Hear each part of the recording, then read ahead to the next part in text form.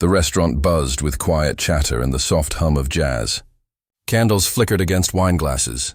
Everyone seemed to be smiling. Everyone except Ethan Reed, who sat alone at a corner table staring at his phone. He'd been waiting for over an hour. His date, a woman he'd met online, hadn't shown up. The waiter passed by again, offering a sympathetic smile. Ethan forced one back. "Give it 5 more minutes," he said, even though he knew she wasn't coming. When he finally sighed and reached for the check, his phone buzzed. It wasn't from her. It was from his sister, Anna.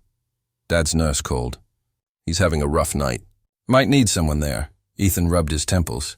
His father, once strong and sharp, had been battling dementia for years. Lately his good days were fading.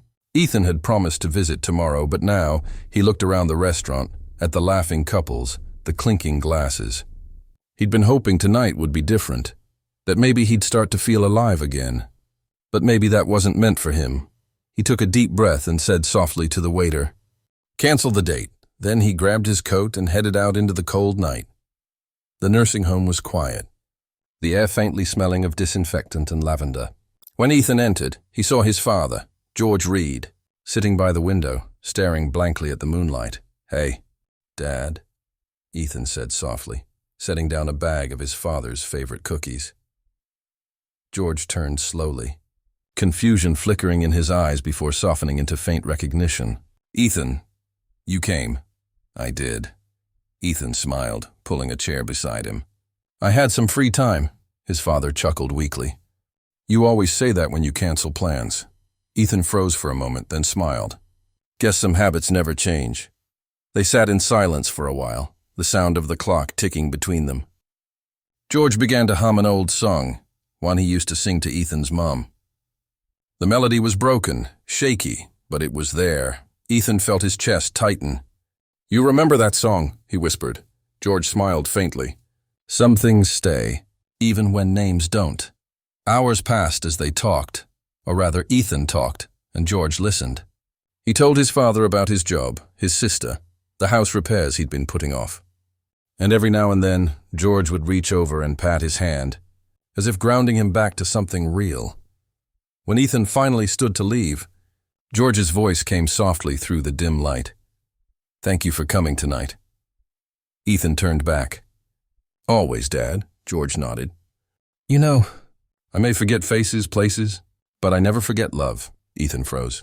It was one of those rare moments when clarity shone through his father's fading mind. Tears welled in his eyes. "I love you too, Dad."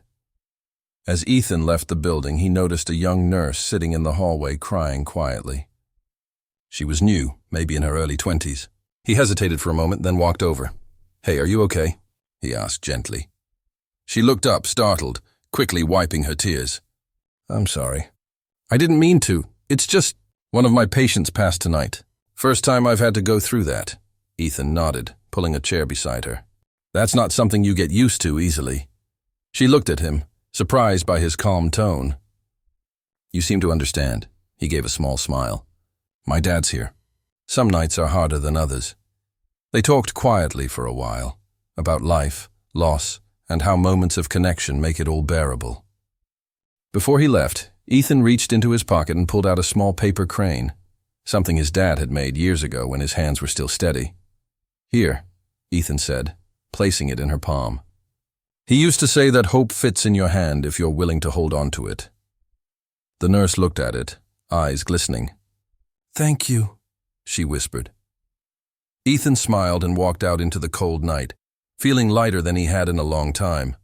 The next morning, Ethan's phone buzzed again, a text from an unknown number. "Hi, I'm the nurse you talked to last night. I just wanted you to know. Your words helped me stay through my shift. I even stayed late with another patient who couldn't sleep. Thank you. You reminded me why I chose this job." Ethan smiled, typing back, "You reminded me why I canceled the date." A week later, Ethan visited his father again. George was sitting by the same window, a paper crane sitting on the sill beside him. "Where'd you get that?" Ethan asked, smiling. "One of the nurses made it," George said. "Said a kind man gave her the idea." Ethan blinked, then laughed softly, tears stinging his eyes. In that moment, he realized something simple yet profound. Every act of kindness, no matter how small, ripples further than we can imagine. His canceled date wasn't a lost evening. It was a thread that had quietly tied strangers together. Months later, George passed peacefully in his sleep. At the funeral, Ethan noticed a familiar face in the crowd, the young nurse, holding a small bouquet of wildflowers. She walked up to him afterward. "I'm so sorry for your loss," she said softly. "Your father. He was gentle, always told me to keep folding cranes when life gets heavy." Ethan smiled through tears. "He told you that?" She nodded.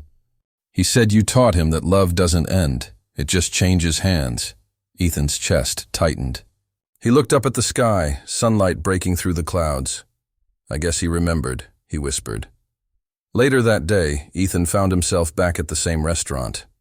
The waiter recognized him immediately. "Back for another try?" the waiter asked with a grin. Ethan laughed.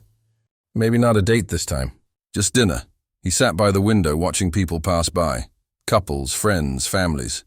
Every face told a story. Every moment, a chance to make a difference. He thought about his father's words. Some things stay, even when names don't. And for the first time in a long while, Ethan felt at peace, because he realized that life isn't about the dates that go wrong or the plans that fall through. It's about what we do with those moments when everything seems to go off script. When love shows up in a hallway, in a smile, in a folded paper crane. In the end, Ethan's canceled date became the night everything changed. He didn't find love across a candlelit table that evening. He found it in the quiet hum of a hospital hallway, in his father's fading memory, and in the hearts of strangers touched by his kindness. And that, he realized, was the kind of love that never cancels. Sometimes, life's rejections are quiet redirections, leading us to the moments that truly matter.